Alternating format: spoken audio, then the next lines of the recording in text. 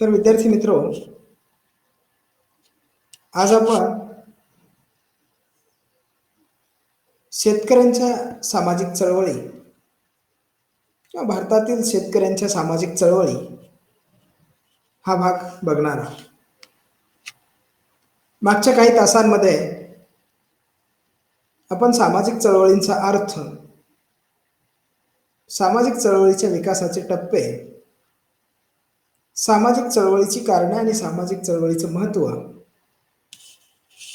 हा भाग आपण मागच्या काही तासांमध्ये बघितलेला आहे, समजून घेतलेला. आज आपण शेतकऱ्यांच्या सामाजिक चळवळी हा भाग या ठिकाणी बघणार आहोत. बघा, प्राचीन काळापासून भारत हा कृषीप्रधान देश राहिलेला आहे. प्राचीन भारतात जमिनीच्या सुपीकतेमुळे उत्पादनात वाढ झाली. म्हणजे मुळात शेतीचा शोध लागला आणि शेती करण्याच्या नवनवीन पद्धती विकसित होत गेल्या. शेतीच्या शोधाच्या पूर्वी माणूस वेगवेगळ्या प्राण्यांचं मांस खाऊन जगत होता आणि जे जंगलामध्ये फळं आहेत त्यांना खाऊन माणूस आपलं जीवन जगत होता. पण शेतीच्या शोधानंतर जी शेती करण्याची पद्धती विकसित होत गेली आणि शेतामध्ये वेगवेगळ्या प्रकारचे पिकं घेतल्या जाऊ लागली. कालांतरानं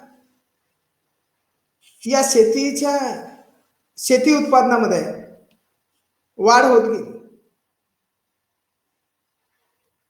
लोकसंख्या कमी, मुबलक जमीन, परदेशाशी होणाऱ्या व्यापारातील नफा व खेड्यांची बहुतांश स्वयंपूर्णता यामुळे भारत प्रचंड संपत्तीचे साठे निर्माण झाले. म्हणजे प्राचीन काळामध्ये लोकसंख्या कमी होती पण मुबलक जमीन होती आणि परदेशाशी, दुसऱ्या देशांशी व्यापारातून नफा मिळवला जातो. खेड्यांची बहुतांशी स्वयंपूर्णता होती. खेड्यातल्या लोकांचं जे जीवन होतं ते जीवन जगत असताना खेडी स्वयंपूर्ण होती. ज्या खेड्यातल्या लोकांच्या गरजा आहेत त्या संपूर्ण गरजा खेड्यातच भागवल्या जात होत्या. म्हणजे ही स्वयंपूर्णता होती. दुसऱ्याकडून काही घ्यायची गरज लागत नव्हती. सगळ्या काही गरजा पूर्ण करण्यासाठी खेड्यामध्ये तशा प्रकारची व्यवस्था निर्माण केलेली होती किंवा निर्माण झालेली होती. यामुळे भारतामध्ये प्रचंड संपत्तीचे साठे निर्माण झाले.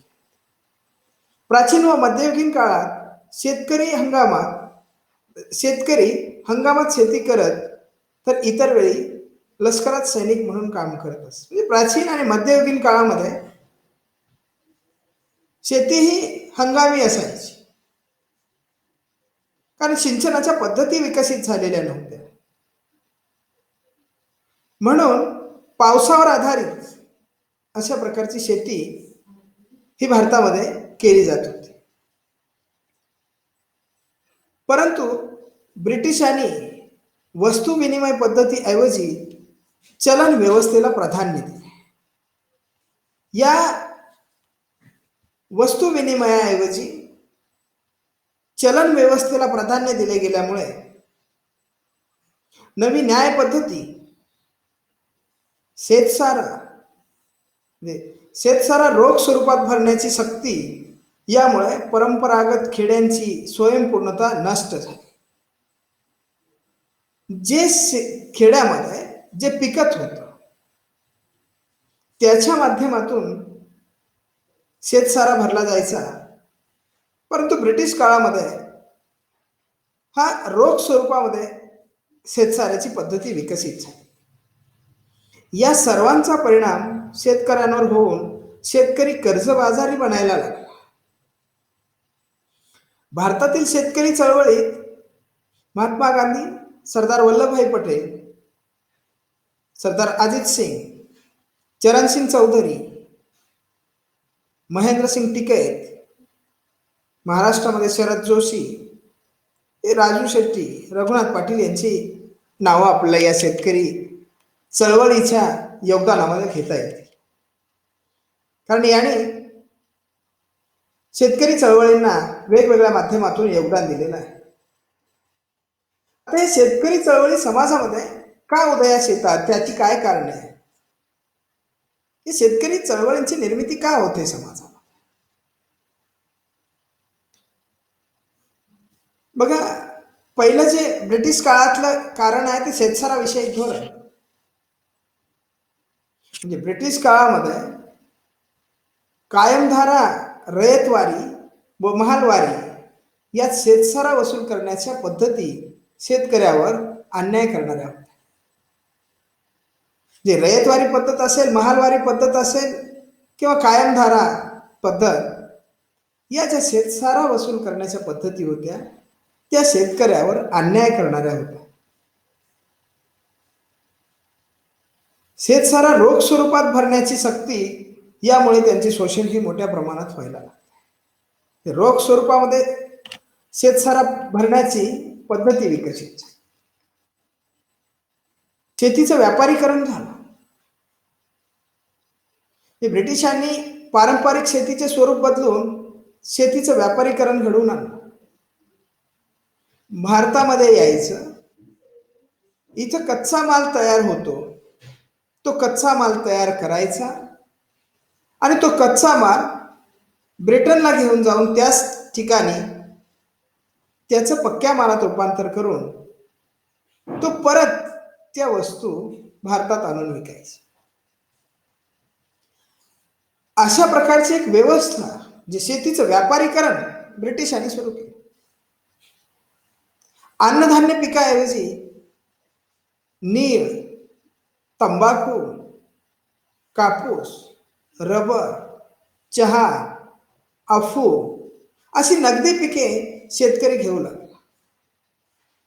वेगवेगळ्या प्रकारची ही नगदी पिके घेण्यासाठी ब्रिटिशांनी प्रोत्साहित केलं. म्हणजे व्यापारीकरण आणलं त्याच्यामध्ये. त्यांना ती पिके घेण्यास भाग पाडण्यात आले. अन्नधान्य आयात करण्याची वेळ आली. जी हे नगदी पिके घेत घेत ज्या इथल्या लोकसंख्येला लागणारं जे अन्नधान्य आहे, त्यांना आपल्या अन्नाची गरज भागवण्यासाठी लागणारं जे अन्नधान्य आहे, हे अन्नधान्य कमी पडायला लागलं आणि मग ती आयात करण्याची वेळ आली. आम्ही नगदी पिके घ्यायला लागलो, शेतीमध्ये व्यापारीकरण आणलं, पण ते इथल्या लोकांना ज्याची आवश्यकता आहे त्यामध्ये आम्ही कमी पडायला लागलो. पुढे सावकारी पाश, जे शेतकऱ्यांनी शेतामध्ये जे उत्पादन घ्यायचं आहे त्या उत्पादनासाठी शेतात खर्च करावा लागतो आणि मग हा खर्च करण्यासाठी जो पैसा असतो शेतकऱ्याकडचा तो कमी असतो आणि शेतीमध्ये वेळेला पैसा गुंतवावा लागतो. वेळ गेल्यानंतर पैसा असूनही त्याचा उपयोग होत नाही. कारण उन्हाळा, पावसाळा आणि हिवाळा हे 3 ऋतू आहेत आणि या ऋतूंमध्ये वेगवेगळ्या प्रकारची आपण पिकं घेतो. या पिकांसाठी त्या त्या वेळेला शेतीमध्ये गुंतवणूक करावी लागते आणि मग शेतकऱ्यांकडे त्या त्या वेळेला जर पैसा उपलब्ध नसेल तर शेतकरी सावकाराकडे जातो आणि टक्केवारीने पैसे घेऊन आपल्या शेतात गुंतवतो. पण टक्केवारीने जे पैसे घेतले ते पैसे वेगानं वाढत गेले, म्हणजे त्याचं व्याज हे वेगानं वाढत गेलं. पण शेत जमिनीमध्ये त्याच्या प्रमाणामध्ये उत्पादन हे कमी मिळायला लागलं आणि मग इथं सुरुवात झाली खर्च जास्त आणि उत्पादन कमी. आणि मग शेतकऱ्यांच्या समोर अनेक प्रश्न उभे राहिले की दरवर्षी शेती ही तोट्यातच आहे, नफा नाहीच आहे. कारण सावकाराकडून पैसे घ्यायचे, हे पैसे शेतात गुंतवायचे आणि गुंतवलेल्या पैशाचं पैशावर जे उत्पादन यायला पाहिजे होतं ते उत्पादन हे अत्यल्प मिळायला लागलं. त्या उत्पादनाला दर कमी मिळायला लागला आणि मग शेतकऱ्यांच्या समोर वेगवेगळ्या प्रकारचे प्रश्न निर्माण झाले की आता शेती कशी करायची. बघा, अतिरिक्त शेतसारा असेल जी ब्रिटिश कालखंडामध्ये, उत्पादनात होणारी घट, त्यामुळे शेतकरी कर्जबाजारी झाला. सावकाराकडून तो चढ्या दराने कर्ज घेऊ लागल्यामुळे त्याची आर्थिक परिस्थिती ढासळली, जे आर्थिक नियोजन बिघडलं. हेही एक कारण आहे शेतकऱ्यांच्या चळवळींची निर्मिती होण्याला. पुढे नैसर्गिक आपत्ती. भारतातली शेती ही निसर्गावर अवलंबून आहे. कारण म्हणावा तेवढा टेक्नॉलॉजीचा वापर शेतीसाठी आजही भारतामध्ये केला जात नाही. म्हणून या निसर्गावर आधारित असणारी जी शेती आहे, यामध्ये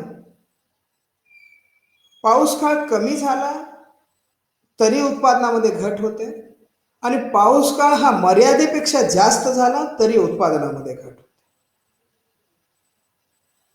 म्हणजे जेवढं आवश्यक आहे तेवढाच पाऊस काळ जर झाला किंवा पाऊस जर पडला तरच शेतामध्ये उत्पादन हे भरघोस येतं किंवा चांगल्या पद्धतीचं उत्पादन येतं किंवा उत्पादनामध्ये वाढ होते. अन्यथा या उत्पादनामध्ये घट झालेली आपल्याला बघायला. आता नैसर्गिक कालचक्र बदलत गेलं कारण औद्योगिकरणाचं युग आहे. या औद्योगिकरणाच्या युगामध्ये या कारखान्यातून अनेक वेगवेगळ्या प्रकारचे विषारी गॅस हे बाहेर सोडले जातात. त्यामुळे पृथ्वीचं कवच असणारा जो ओझोनचा थर आहे तो पातळ झाला किंवा त्याला छिद्र पडायला लागले आणि मग सूर्याची अतिनील किरणं ही सरळ रेषेमध्ये पृथ्वीवर यायला लागली. सूर्याची उष्णता ही पृथ्वीवरची वाढायला लागली. म्हणजेच पृथ्वीवरचं कार्बन डायऑक्साईडचं प्रमाण वाढायला लागलं आणि यामुळे नैसर्गिक कालचक्रामध्ये बदल झाला. अवेळी पाऊस येणे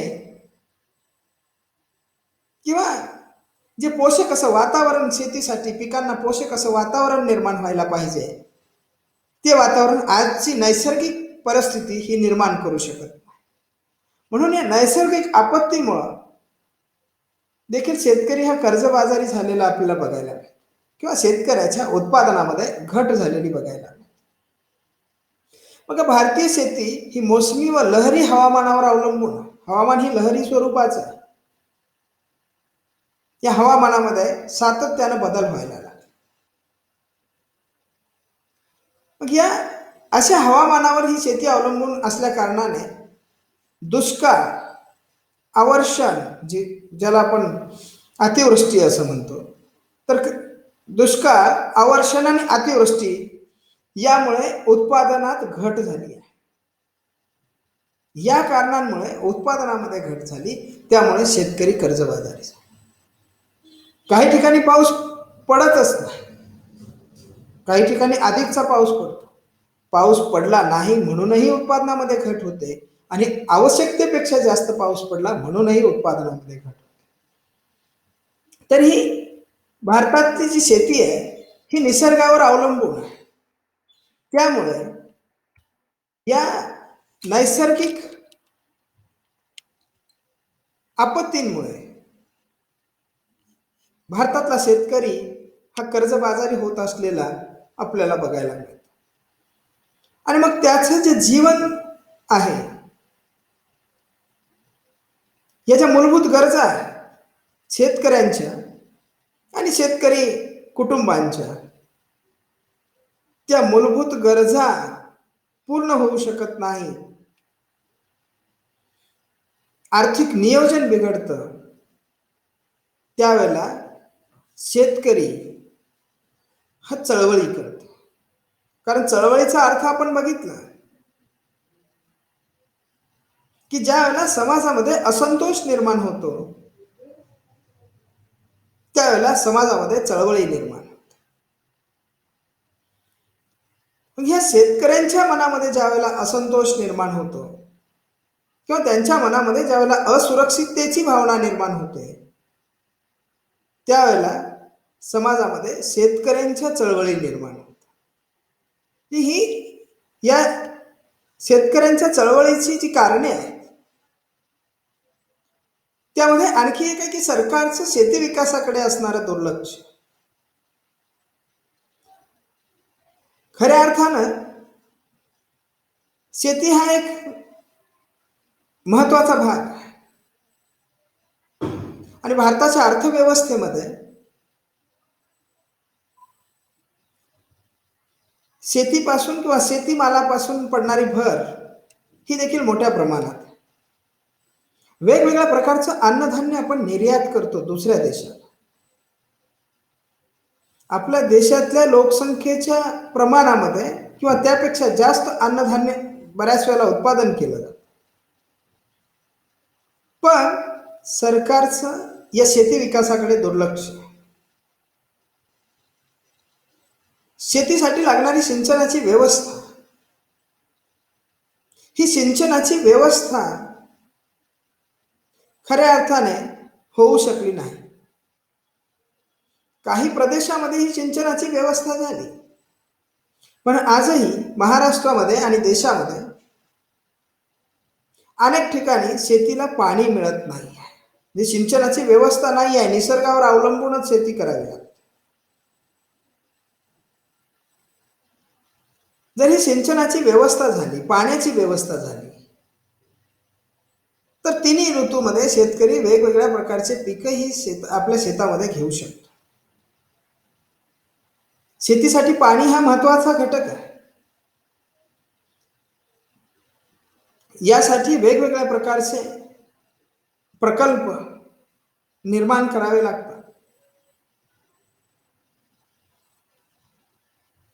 जलसिंचनाचे जे प्रकल्प आहेत, हे प्रकल्प मोठ्या प्रमाणावर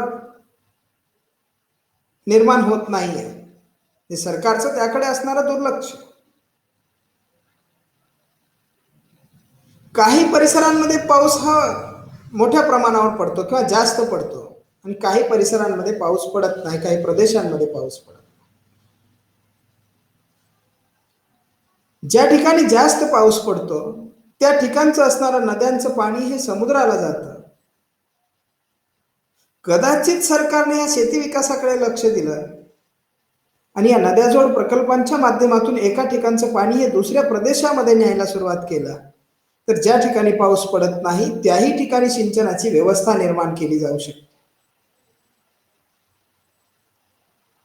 पण सरकारचं याकडे दुर्लक्ष असलेलं बघायला मिळतं. त्या प्रमाणामध्ये ही जलसिंचनाचे प्रकल्प हे विकसित झालेले नाही आहे.